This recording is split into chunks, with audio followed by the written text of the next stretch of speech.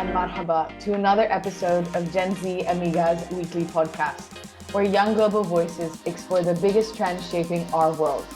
I'm Maha, your host and moderator today. This week, we're diving into a topic that I'm sure hits home for so many of us. Why weren't we taught financial literacy? We're talking taxes, budgeting in university, investing, and all other kind of adulting stuff Gen Z is somehow expected to just know without ever being taught. So over the next 20 minutes, we'll break this down into three major segments: the financial knowledge gap, why did our schools skip this? Adulting in the deep end, how's Gen Z learning kind of on the go? The future, financial literacy, and can we fix this for the next generation to come?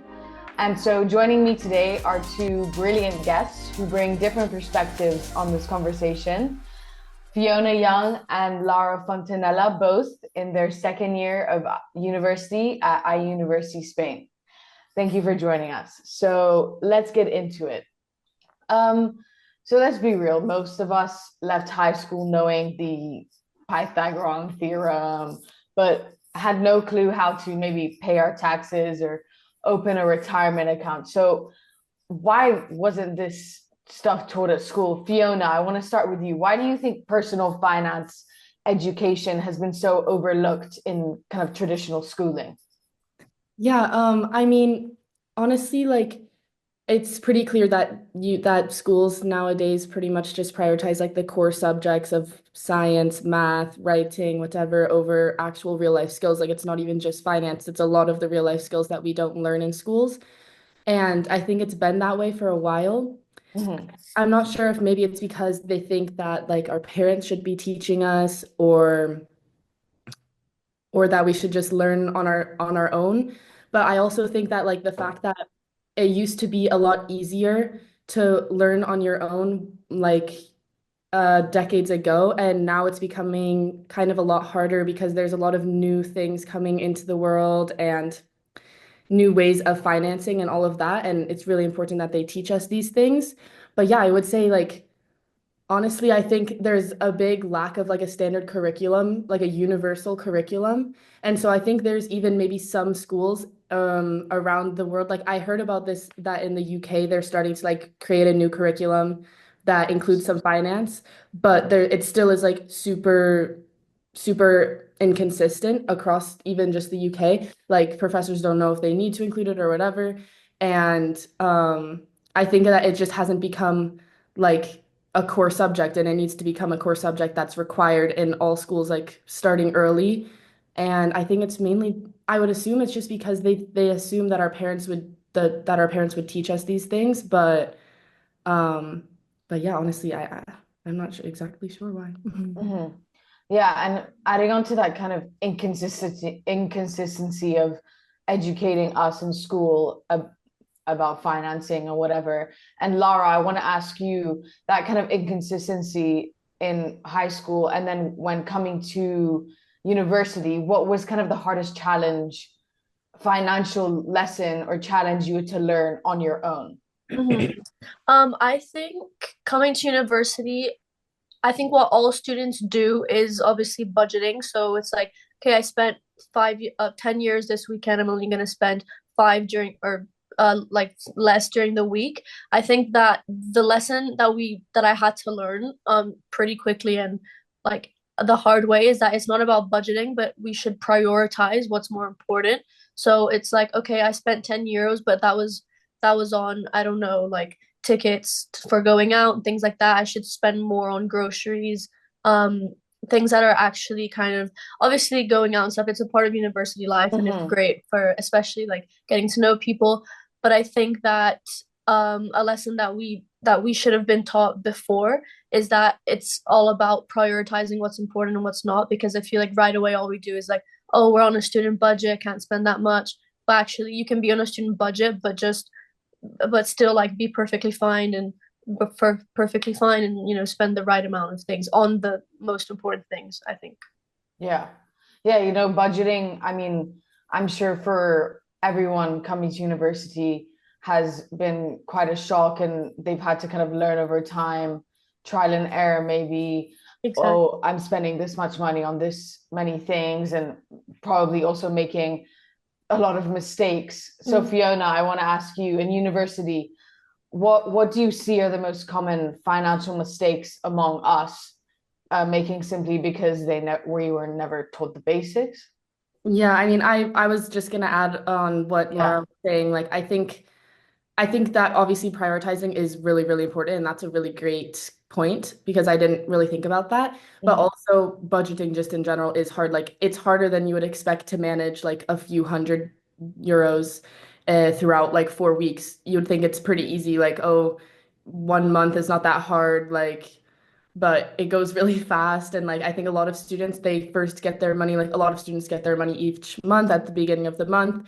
And then like those first 2 weeks of the month, they feel like they have a lot of money, so they spend it, like they buy what they want to buy, and they don't realize like they still need to budget at the beginning of the month so that at the end of the month they don't have like no money left. Like I know me and all of my friends, like the last week of the month, we're all like, oh, I'll just like live off my bread and ham for the rest of the week, like I think I think that budgeting starting at early, even when you have a few extra dollars, is also really important. But I also think that a lot of students don't take advantage of like the discounts, like student discounts and that type of thing that we have, especially like in Segovia and Madrid. Like a lot of transport gives really good discounts. Or like I know Vodafone gives like a student discount, and I think students don't totally take full advantage of that, which I feel like it's also not advertised fully, but I think like if they were taught earlier that there are a lot of discounts and kind of benefits for students financially, that they would probably take more advantage of that, and it can make a big difference. But yeah, overall, I think just budgeting and like Lara said, prioritizing your expenses is like the biggest problem with student spending. Mhm. Yeah, and now I want to move on to, I mean, adding on to your point, Fiona, about budgeting. And, I'm sure and I'm sure everyone has used different resources to kind of survive, between YouTube tutorials, TikTok influencers, budgeting apps. I think Gen Z is getting creative about our self-education, but it begs the question, is that enough? So, Lara, I want to ask you, you've talked about making some financial mistakes and having to, adapt on that. So, how did you figure out where to turn for the real advice? Um, I think honestly, I think I'm still learning because I think a lot of people also think first year is the year to make financial mistakes, and then after that you learn right away. But I don't think that's the case. Especially there's even like third, fourth years that are still learning because at the end of the day we're still like no one learns right away, and even some adults are still learning, still don't know where to turn for advice. But I think that it really depends on what kind of person you are. So, for example, some people, like at the beginning, I was really reluctant on asking, I think mostly like my mom or like family members for advice because it's something that, as Fiona said, that education systems think that we should learn on our own or that other people surely are teaching us. So I think it's quite kind of some people think it's kind of like embarrassing to ask about financial advice, but I think it took me quite a while in the first year definitely to um, ask for advice as to where I should turn. Yeah, I think I just ask anyone around me or like my family members, things like that. Mhm. Yeah. And I mean, sources for advice. I mean, for me, I think I kind of learned on my own, but at the same time, um, as I kind of went on Mm. to start spending more money, looked online, it's kind of hard to trust what sources sometimes in terms of what advice you should take. So, Fiona, I want to ask you, how can Gen Z tell the difference between trustworthy financial advice and just kind of straight up scams or not as reliable, you know? Yeah, I mean, I feel like me myself included, a lot of Gen Z people get their advice from like TikTok and Instagram because Yeah, that's where they are a lot of the time. for And sure. like Yeah. me too, like honestly, I wouldn't know much about the news or anything without TikTok and Instagram. But also there's a lot of misinformation on those apps. So it's like it's really important. I mean, first and foremost, obviously, to like check the sources. Like if you see something on TikTok, like don't fully believe it until you look it up on Google and like find out if it's actually true, you know. Check if it's from like some random website or if it's from like a trustworthy news source. So like that's obviously I think the most important is just to fact check. But also like I would say I always am a bit like skeptical of those links that are like I get rich fast or like subscription things, that type of thing where you like put in your money before you get information or you like just I don't know. I'm always skeptical of putting in my like my debit card number when I'm not fully aware of like what I am buying or what I'm paying for. Hmm. But yeah, like no credentials is definitely like a red flag. And yeah, I don't know. I think also sources that let you kind of like give you advice or give you like information, but let you choose, like kind of promote independent thinking and are like, oh, like this is an option, like give you information, but like let you choose rather than like, oh, this is the option you need to choose, you need this, na na na. I think that's always a bit more trustworthy. Um, but yeah, overall, like I think TikTok and Instagram can be a really great source of information. Like it does have a lot of accurate things, but you just have to fact check it afterwards. Like you can't just believe everything right after you see it on TikTok. Yeah, yeah. I mean, um, I think as a generation, we're stepping up to fill the gaps. But I mean, I think as we've discussed, it's clear that we shouldn't have had to maybe do that in the first place. So it begs the question, how do we maybe fix this moving forward? So I wanna move on to a kind of the future of of financial literacy and if Gen Z has been taught about budgeting, taxes, and investing earlier, would we be in a better place financially today? And more importantly, how do we make sure the future generations don't face the same gaps that we did? So, Lara, I want to ask you if you could go back and give your 17-year-old self before going off into the world one piece of financial advice, what would it be? And maybe to the future generations coming, what would your advice be? Um, I mean, I think I know I mentioned it before, but I really do think I would say prior make it all about priorities and not budgeting because even when we're in school, hearing about university students, we already know like it's kind of like every university student always talks about budgeting and how like they're so broke this weekend or whatever. So it obviously it kind of scares us as students. Maybe when I was like 16 or 17, I was pretty I didn't know what the future held because if this is what these students are like going through financially, then what will we be? And they weren't prepared and I'm not prepared. So clearly the system hasn't changed and it still hasn't changed now that we're in university. There's 17-year-olds that still aren't learning about this stuff. Um, so and overall as well, advice that I'd give myself or any other student would be to that it's different for everyone. Everyone's finance is different. The way everyone handles it is differently. Everyone's family's income is different. So don't kind of fall into the trap of okay, they're budgeting, so I'm gonna budget, or they're doing this, so I'm doing this.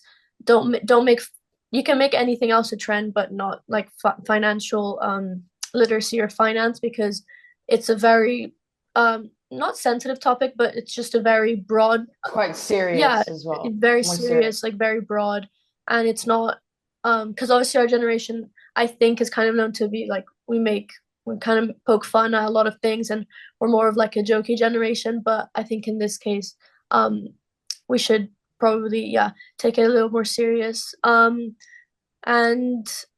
yeah, That's Mhm. a really Yeah, yeah. Fiona, do you want to add yeah, anything no, on? I was like I just I thought that was a really good point about like how everyone's different and I wanted to add that like for me personally, I think Like it was a bit different because when I was in high school, I worked like because I'm from the US and I think that that's kind of a more common thing there. But I think that like one of the most important things to having like good finances, or at least like at the best, making the best out of your situation, is to try and save just like a little bit, every month when you get your money or whenever you get paid, just to put like even €5 away. But like obviously the more the better. To save is like something that can make a really big difference. And even I have this like I wanted to mention, I have this like in my bank account. Well, this is like my American bank account, which also like it's a lot harder to do this when you're in college because like I have my Spanish bank account, which is just like it's different. But I have like in my American bank account my like checking account and my savings account, and every like purchase I make out of my checking account, like all of the extra cents that I didn't like, for example, if it was 350, the extra like 50 cents, like it just rounds up and those 50 cents go into my savings. And it doesn't make a huge difference, but it is like something that is just like a little bit of automated saving. So I don't even have to try. And then obviously, if you can try and like save, it's better, but I haven't been able to do that yet with my in uni. But I think like saving is something that is can make a really big difference in your finances. Yeah, I Obviously, it also depends on the person. sorry, I just remembered, yeah, I wanted to also mention that like that I think also a big part of it is that education systems or like people that are older than us don't really take us seriously, so that's why they don't teach us things like taxes and overall like finance advice. But obviously, as you can see from Fiona's example of like people do start working early, like Fiona did, they do start saving money, putting even just 5 years away. So I think the more people like Gen Z that do that, then the more will be taken seriously. And maybe then that's what the system needs to like take into account. Okay, we should teach them because they want to learn. Yeah, I think what we've gathered today is that education is huge on this topic, and it's honestly wild that we weren't taught basic financial skills in school, knowing how to pay taxes, avoid debt, or even plan for retirement. It shouldn't be something we figure out when we're 25 or worse, after possibly making financial mistakes that we could have prevented. But, at the same time, I'd say I'm proud of Gen Z of taking control of their own financial education one way or another. We at this, I think for us and for maybe a couple years below us, we can't wait around for schools to catch up. We need to use tools we can find, even if it means sifting through some bad advice, like Fiona, you mentioned, to get the good stuff. So still, it shouldn't be this hard. Every young person deserves to enter adulthood with the knowledge they need to navigate through life confidently. And that starts with teaching real world financial literacy from a young age in schools. And so I think that's a wrap. We've no more time today. So that's a wrap on today's episode of Gen Z Amigas. A huge thank you to Fiona and Lara for coming on and sharing your opinions and stories and experience with financial literacy as to young adults in university. And to our listeners, what do you think? Should financial literacy be a core part of education? And what's the biggest money lesson you learned the hard way? So please let us know in the comments and keep the conversation going on Climate Penpal Media's LinkedIn and YouTube. Until next time, goodbye and shukran.